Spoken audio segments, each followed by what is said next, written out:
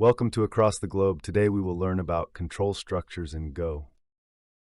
Control structures in programming are essential for regulating the flow of a program. In Go, if statements allow for conditional branching based on a specified condition. For loops are employed to iteratively execute a block of code for a set number of times or until a condition is met. Switch statements offer a concise way to execute different code blocks based on a specified value, similar to a series of if-else statements. These control structures in Go enable developers to create logic and effectively manage the execution flow of their programs.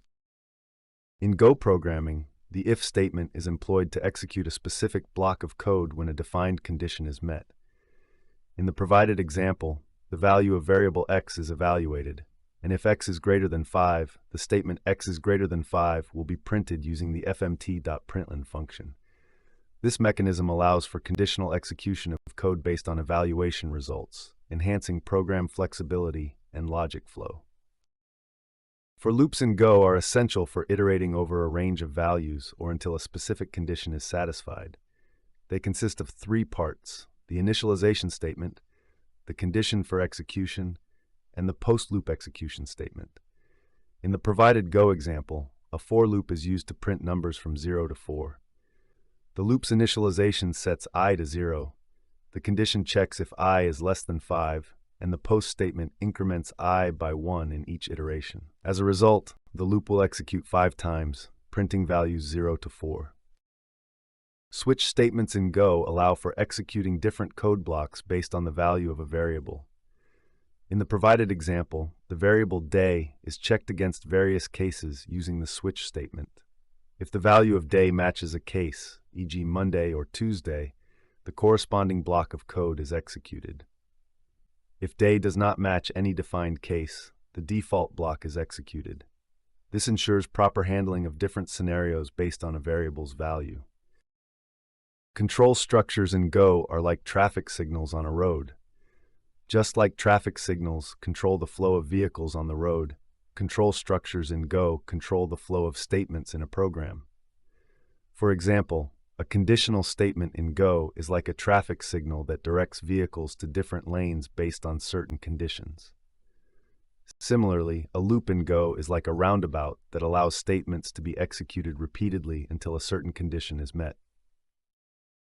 Hey, code conquerors! Ready to level up? With TechLearn ATG, showcase your skills with official course certificates. Just visit our site and start. Need that extra boost? Get tailored learning, 24/7 support, and expert guidance. Coding smarter, growing faster, and making learning fun. Go to our website across the globe, www.atg.world. The code starts by defining two Boolean variables, green signal and red signal, representing traffic signals. An if statement is used to check if green signal is true, in which case a message instructing vehicles to proceed to the green lane is printed. If green signal is false and red signal is true, a message telling vehicles to stop at the red light is printed. If neither condition is met, a default message advising to follow standard traffic rules is displayed. Next, a loop is employed to iterate over a slice vehicles containing strings representing different types of vehicles: car, motorcycle, and truck. The for loop initializes an index I at 0, iterates until I is less than the length of the vehicle's slice, and increments I in each iteration. Within the loop, a message displaying the type of vehicle at the current index is printed.